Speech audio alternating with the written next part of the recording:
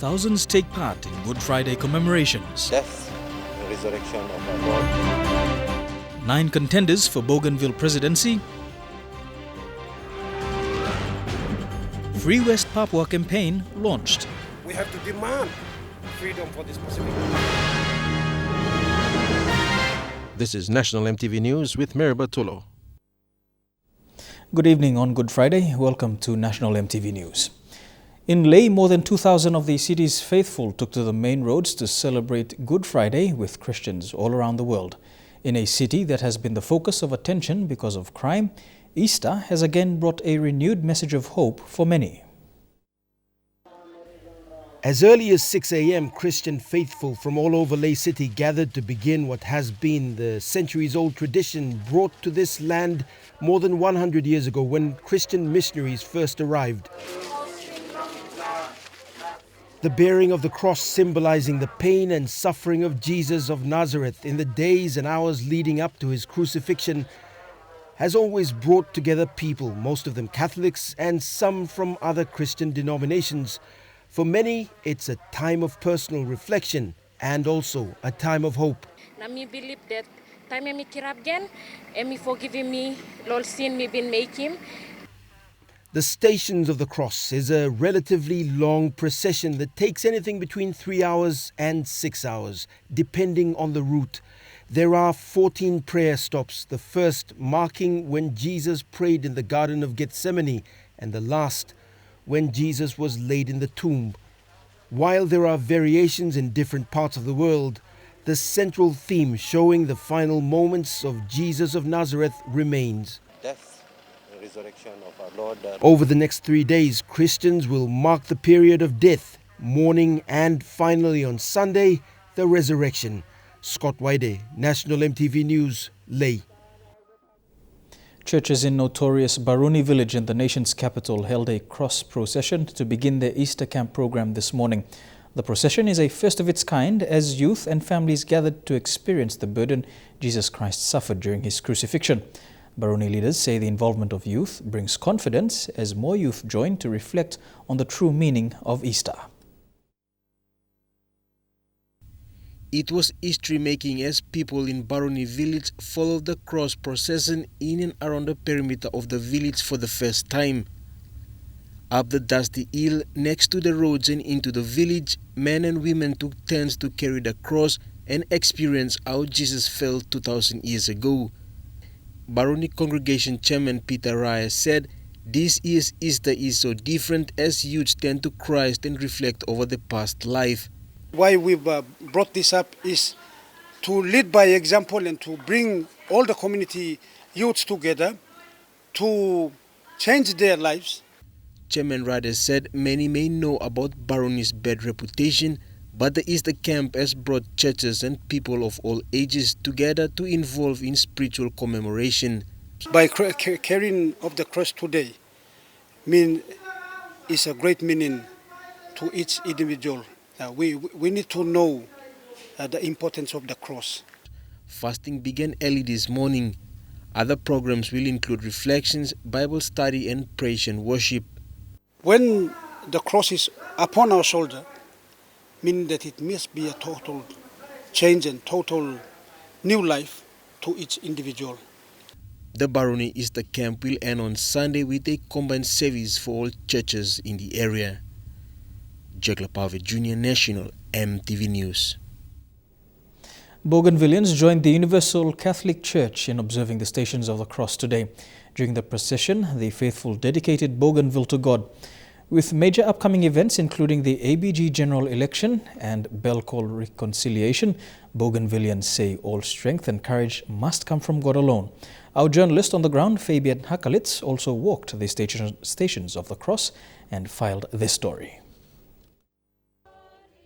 Bougainvilleans today, this Good Friday, joined the Universal Catholic Church and walked the Stations of the Cross, animating the suffering of our Lord and Savior Jesus Christ on the road to Calvary. It's the second day of this Easter Triduum, celebrating the life, death and resurrection of Christ by Catholic faithful of Buka Town and Sohano. There is only one Good Friday in the whole year. Today is a Good Friday, and we are also celebrating. It is true. Bougainvilleans are Christian, and we join Catholic, being universal. We join Catholics and all other Christians in the world as we do come into this celebration. Today's prayers were dedicated for good leadership in all sectors, church, community and government, leading Bougainville to its destiny and maintain peace.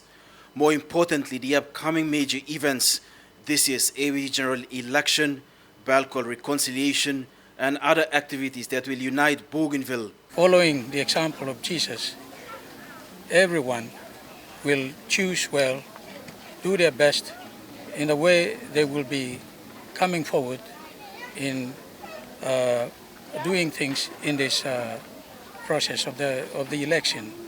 And at the same time, each one of us who are recipient of this gift of love from Christ, we are here with the endeavor to humble ourselves. The Easter Triduum continues tomorrow with the Vigil, Holy Mass and Easter Sunday. Fabian Hakalitz, National EMTV News, Buka.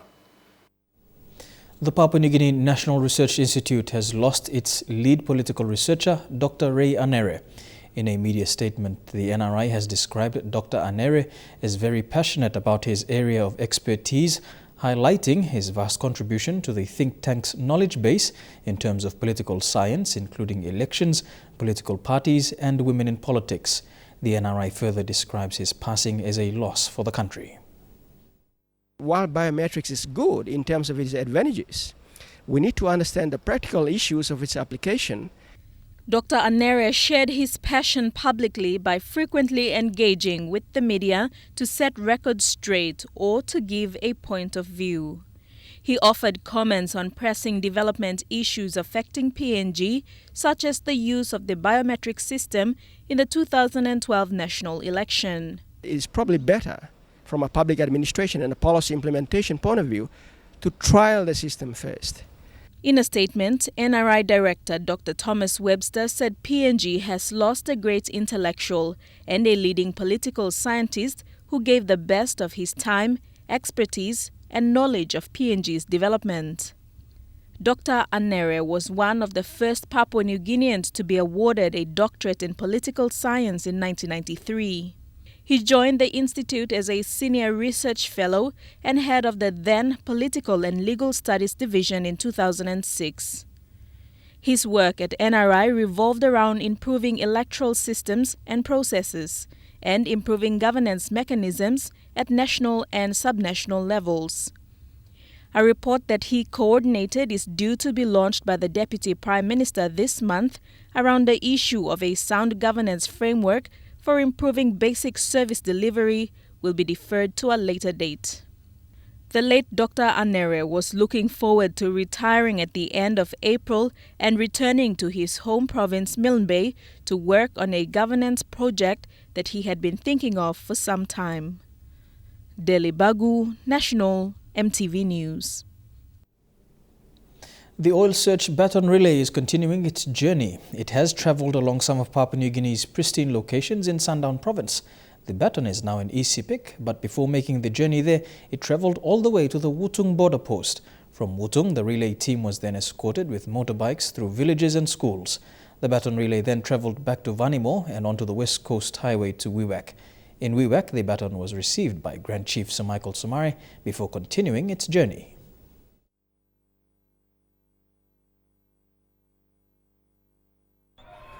The Grand Chief, Sir Michael Somare, arrived at the stadium in Wewak to huge cheers from the crowd.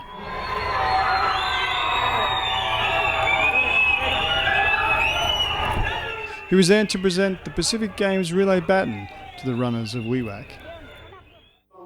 A prayer was said, followed by words from the Oil Search representative, Leon Buskins, then a few words from the Grand Chief himself.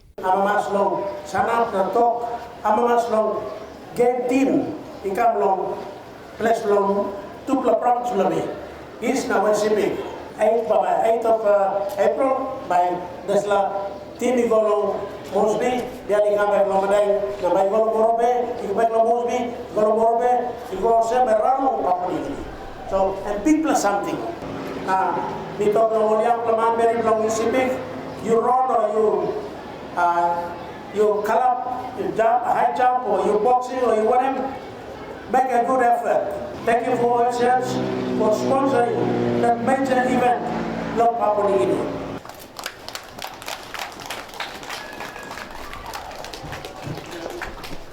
The Grand Chief was presented the baton and who in turn passed it on to the youth of the SIPIC, who ran a lap of honour of the Oval before the relay around town was to begin. With his work complete, the Grand Chief said a few words of encouragement on his way out of the stadium and bid farewell to all. This is Stephen Ray reporting for the baton's journey across the country. You're watching National EMTV News. 9 to contest the president's seat in the Bougainville elections, investigations into the tuition fee-free education, and a preview of the 2015 Tuna Forum. Those stories and more after the break.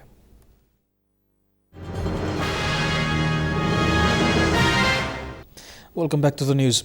To the autonomous region of Bougainville general elections now, and at the close of nominations, 9 candidates have nominated to contest the region's presidential seat. Regional Returning Officer John Itanu formally closed the nominations. Fabian Hakalitz with this report. The race is now on, despite all campaigns to challenge man in this year's third autonomous Bougainville government general election. Bougainville women decided to leave the presidential seat to the man. As a close-up nomination on Wednesday, 9 men nominated, whilst more women on constituency and reserve seats. No one vying for Bougainville's top post. 9 men nominated for the Bougainville presidential seat against incumbent chief Dr. John Lawrence Momis. 9 presidential candidates are Nick Peniai, Justin Pukata Kira, Sam Kauna, Peter Nerau, former national parliamentarian Sam Koitai, Catholic priest Father Simon Domarino, Chief Dr. John Lawrence Momis, former BRA General Ismail Toroma, and lawyer Ruben Sierra. Candidates have now 6 weeks to campaign before polling begins from May 11 to 25. In Buka, Fabian Hakalitz, National EMTV News. Chief Secretary to Government Sir Manasupe Zurano has announced an investigation into the government's tuition fee-free funds. His announcement comes after several school complaints about the disbursement of these funds. The investigation team will be headed by former Department of Treasury Secretary Simon Tosali. The investigation will be carried out on expenditures for 2014 and 2015. Sir Manasupe says he will use his powers under Section 20 of the Prime Minister and NEC Act to carry out the investigation. After consultation with the Prime Minister and after a lengthy consultation with Secretary Michael Trapo, I have decided that I will involve my powers under Section 20 and 21 of the PM Prime Minister and NEC Act to appoint a team to get into education and inspect the records and identify where are we going wrong. Why aren't we able to reach the schools as we're supposed to be? Since 2011, the national government was able to fully fund a school subsidy totaling 300 million kina and 600 million kina for years 2012 to 2014. Issues started arising towards the end of last year with numerous complaints from schools that they have missed out on the subsidies. Sir Manasupe says the national government through the Department of Education has released the 300 million kina for the first and second quarter for 2015. He assured schools that are affected that the situation will be rectified once investigations are complete. Out of the 600 million, it will be 300 million in the first half and 300 million in the second half. And finance usually makes available 300 million in the first half of the year to keep the schools going until June, second quarter, or second term, thereafter. And then another 300 million comes in to keep the schools going to closure. What we've been told now is that all school by now is going up in June. Some of them are closed now, after first term. So something is wrong. So we can't wait. We have to fix the problem now when the problem is still there. The free education is a key policy of the national government and say Manasupe is concerned about it being mishandled. He says it is important corrective measures are taken early to prevent further issues from arising. Mickey Cavera, National EMTV News. The Pacific Region's news magazine Island Business has been bought by a group of leading Fiji journalists and communication consultants. The magazine's editor Semisone Peretti, together with other leading Fiji journalists Netani Rika, Dennis Rounds and communication specialist Ana Langere-Tambua, signed the deal this week in a private sale for an undisclosed sum. Their company, Front Page Limited, takes over the assets of Islands Business International, including contracts to produce the Solomon Islands Airlines in-flight magazine and Discover Fiji. The management of South Sea EBC Health Centre in the Usunabundi area of Madang has been forced to relocate the health centre. Following recent floods, the health centre was covered in mud and debris, which has forced the church-run health centre to close down. This has deprived over 3,000 people from accessing healthcare. Recently, the management team from EBC headquarters in Goroka, led by National Secretary of EBC Health Services, Japalis Kayok, traveled to South Sea Health Centre to inspect the extent of the damages. They were concerned that with the closure of the health centre, over 3,000 people living in the 6 LLGs in the Usunabundi district have been affected. South Sea Health Centre was established in 1964, starting as an aid post by early EBC missionaries who settled in South Sea in 1954. It was operated by their wives who trained local nursing aides as aid post orderlies or APOs. The current building was built by World Vision and handed over to the Evangelical Brotherhood Church in 1984. However, this historical health centre will be forced to relocate to prevent destruction from future floods. The management team has seen the extent of the damage and has opted to relocate to another site within the district. Information will be compiled and presented to Madang Provincial Government to take action. Bridget Komatap, National EMTV News. Papua New Guinea will co-host the 5th Regional Tuna Industry and Trade Conference this year. The conference will run from the 22nd to the 23rd of September in Fiji. The National Fisheries Authority will meet half of the cost, which is 200,000 Fiji dollars. The Fijian government will meet the other half. A memorandum of understanding will be signed between the two governments in May to seal this deal. PNG, in conjunction with the Fijian government, is taking a leading role in putting together the meeting because of the fact that it produces 15% of the world's tuna. National Fisheries Authority's management team this week announced plans for the upcoming event. So basically, we are here today to make this announcement and to inform the public that this tuna conference will be held in Fiji. And I think it's a very important conference. It's one of those only conferences that takes place in the Pacific in relation to tuna. People will ask, why is PNG heading this conference? Is that PNG is actually the leader in tuna fisheries in the Pacific. So it's just rightful that PNG takes the lead in promoting the tuna issues. More than 400 participants from various disciplines in the tuna industry from around the region, including international regulators, will also be part of the conference. And it's a conference where you have, as I mentioned, people from various disciplines of the sector come together to present papers, exchange ideas, information, make connections, linkages with relevant people within the industry, and talk about various issues that we have relating to the industry. NFA expects to have 800 participants, including players in the industry from both the public and private sectors, with the common interest. It aims to source funding from industry partners in the country to meet its 50% of the total budget for the forum. Getting hours from the companies and the creditors who are partnership in the sector. So that's basically where our sponsors will come from. Michelle Amba, National EMTV News. You're watching National EMTV News. Among stories after the break, the launch of the PNG Union for a free West Papua. Stay with us. Welcome back to the news. Hundreds of West Papuans and their supporters living in Port Moresby today came together to launch the Free West Papua Awareness Campaign. Oro Governor and Free West Papua advocate Gary Jufa said the campaign was to gather support and organization to consolidate effort in bringing the plight of West Papuans to the United Nations. Vanessa Knight with this report.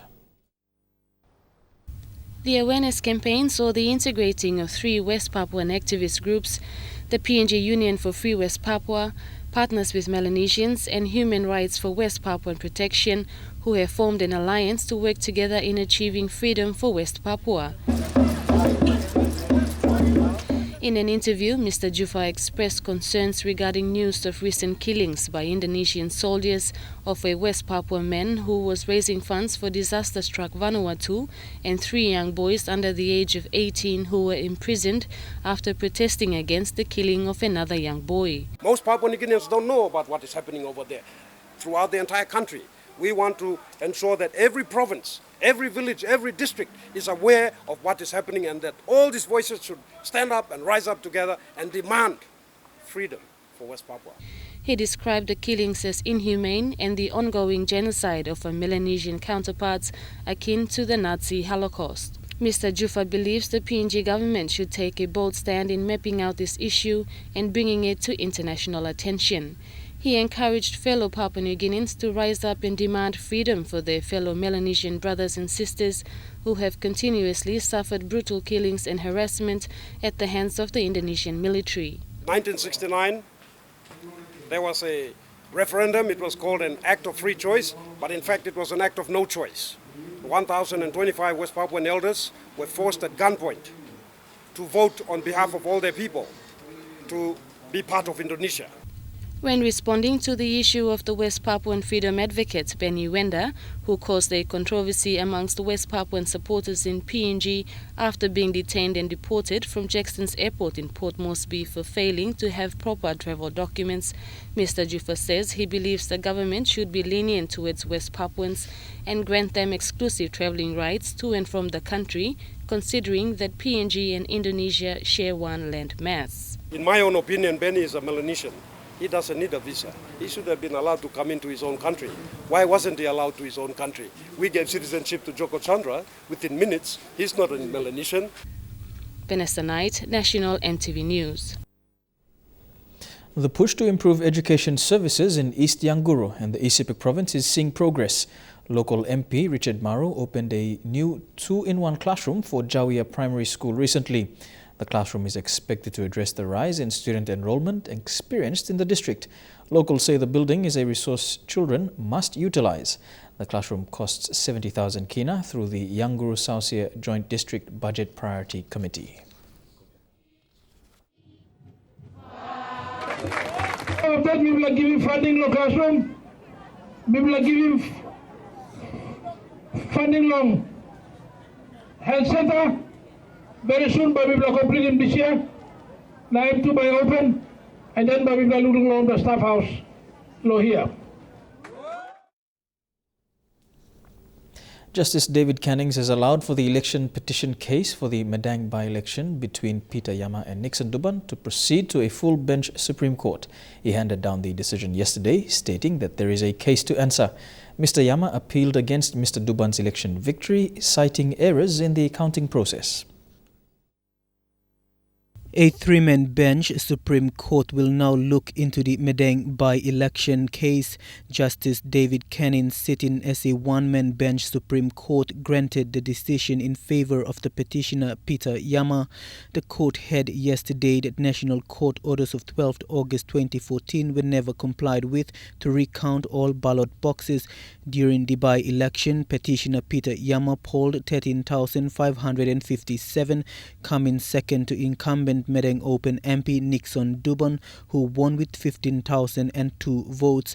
However, the court was told that Yama's remaining 283 ballot papers were omitted by the returning officer Simon Sinai.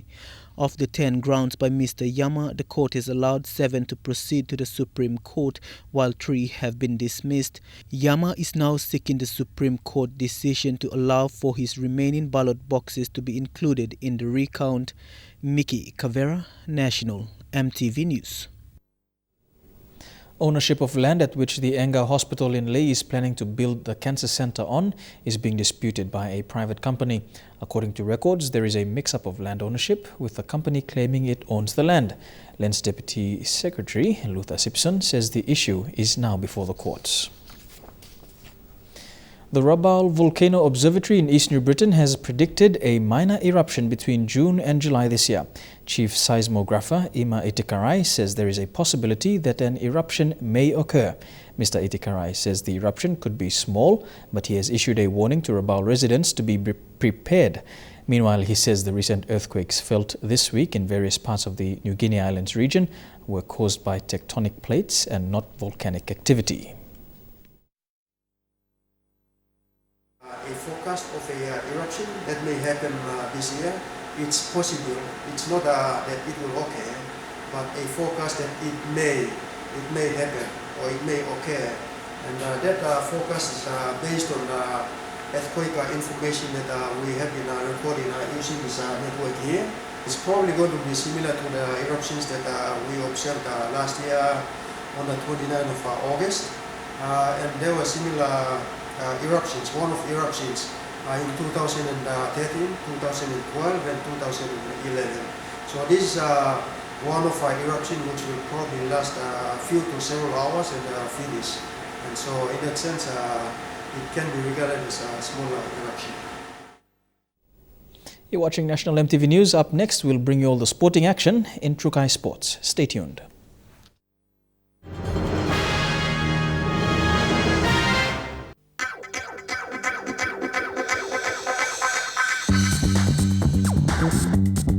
Trukai Sports.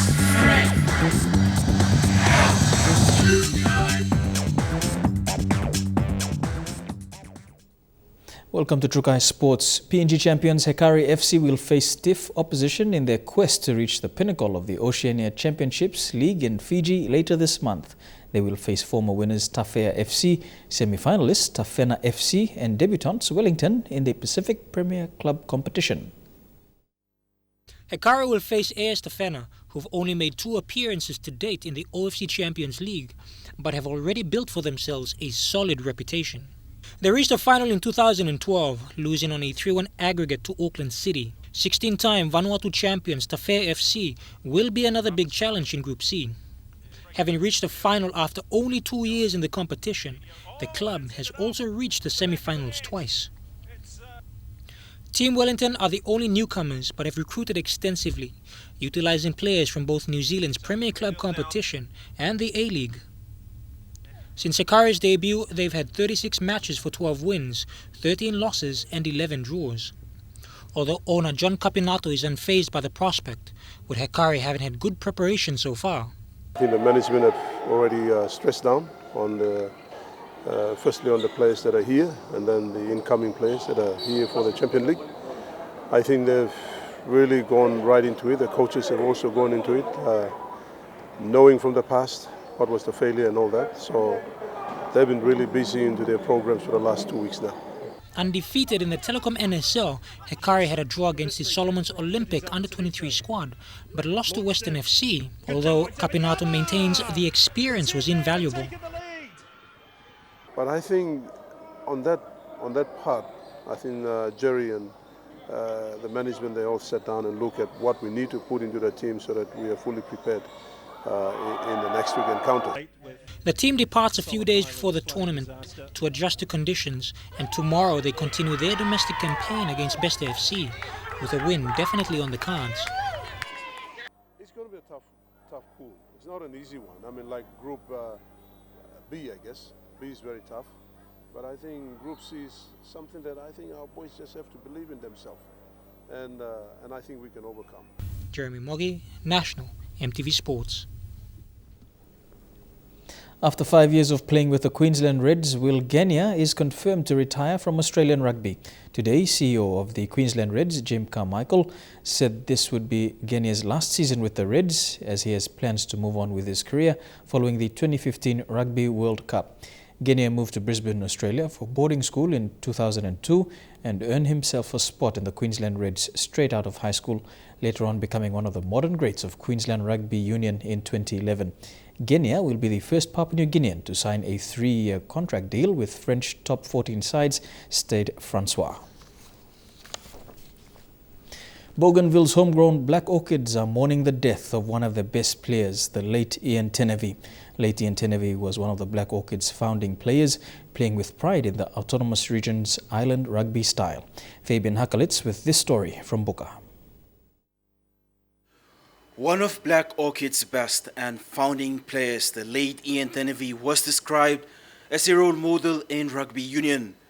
Coach Kelly Habara recalls in 2007, the late Ian was flown to Port Moresby from Madang to join his Black Orchid team for the national championship.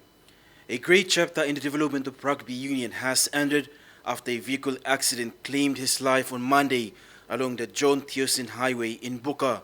We didn't look up to anyone for role models in our team that time. It was Ian who gave us that extra boost. The late Ian was not only a star but also a clown who always entertained and put smiles on players and supporters' faces. His involvement in the formation of Black Orchid team and Pacific in Union Schools program in Bougainville will be cherished. Sharing every moment with him was an honor, and also playing with him. Kanu, as known by, brought his island rugby styles while schooling at Madang Technical College. He played with Divano University Easy Cruises. Condolences flooded on social media by former Divano University students. Kanu was well known in Madang, sinking anyone running into him, and a fearless ball runner. Fabian Hakalitz, National EMTV Sports, Buka. You're watching Trukai Sports. We'll have more for you after the break. Trukai Sports. Welcome back to Trukai Sports. The PNG boxing team that left for Australia a month ago for training in Queensland arrived back in the country today. The team was accompanied by head coach Joe Alpha with a team of 11 boxers, including 3 female fighters, including MTV's Rafaela Kaure. The team's families and friends were at the airport to meet with the athletes, together with PNG boxing president John Avira. Godwin Eki reports. The PNG boxing team arrived today from Australia. The team of 11 boxers, including 3 female fighters, including MTV's Rafaela Kaure and sister Debbie.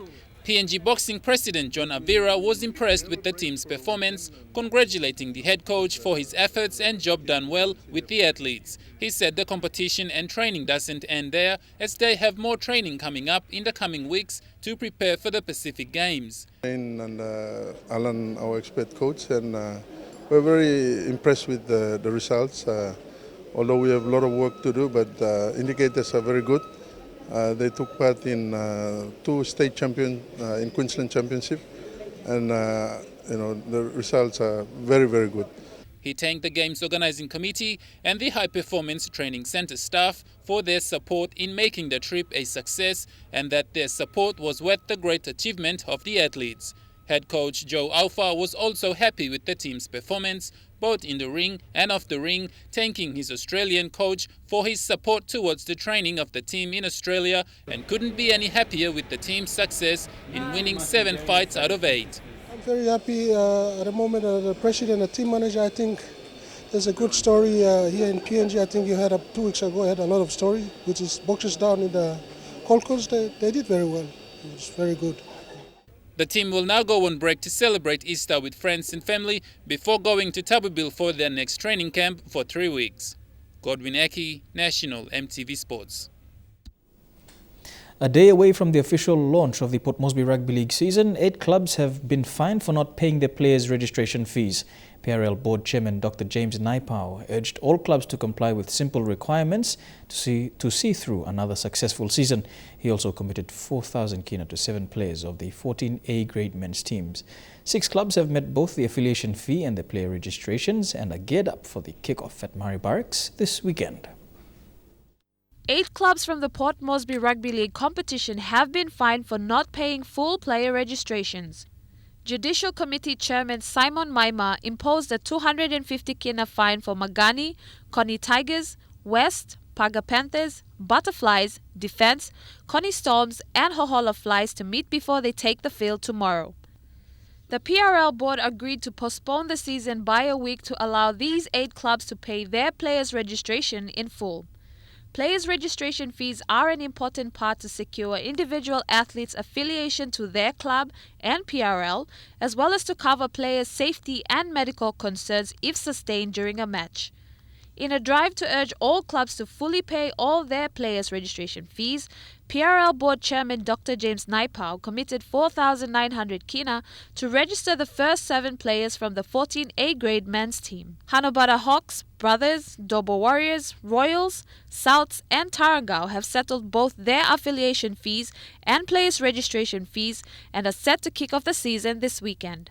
Scholar Sengi, National, EMTV Sports. And that ends all our sports stories for tonight. Up next, I'll bring you the weather details. Stay tuned. True Kai Sports.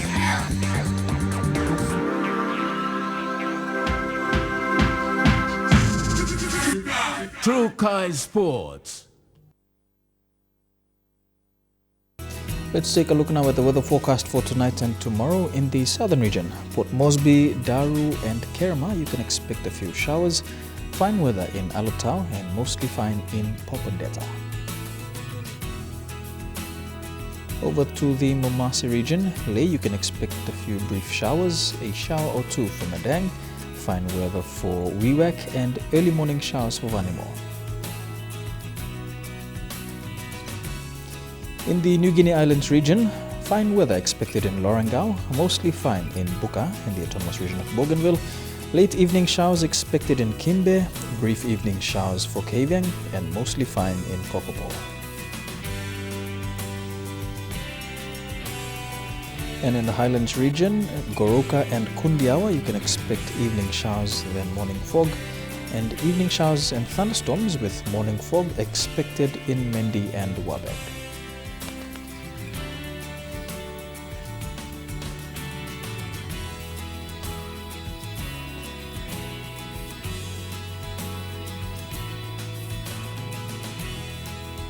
A look at the forecast for small ships. Waters of southern PNG Indonesian border through Torres Strait and Daru to Kiwai Island to Kerma to Yule Island to Hood Point to Samarai Island sees 1 meter to 2 meters. Waters of Samarai Island to Cape Vogel to Finchafen, including Vitias Strait, CSE Islands to Long Island to Madang, Bogia, Wewak, Aitape, Vanimo and the northern PNG Indonesian border, and Manus and its western group of islands, New Island to New Britain and Bougainville sees 0.5 to 1.3 meters.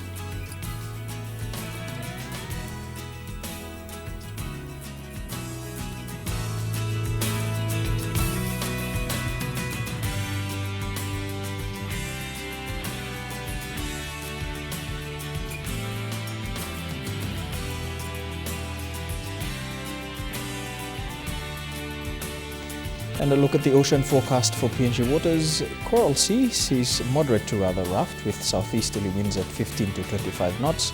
Solomon Sea sees slight with southeasterly winds at 10 to 15 knots. Bismarck Sea sees slight with northwest to southwesterly winds at 10 to 15 knots. And the Pacific Ocean sees slight with southwest to southwesterly winds at 10 to 15 knots.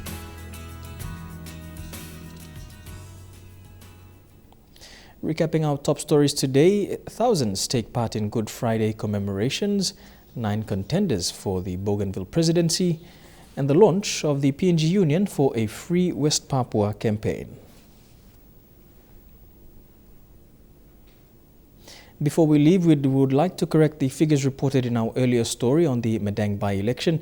Peter Yama's remaining ballot papers were 2,883 and not 283 as reported.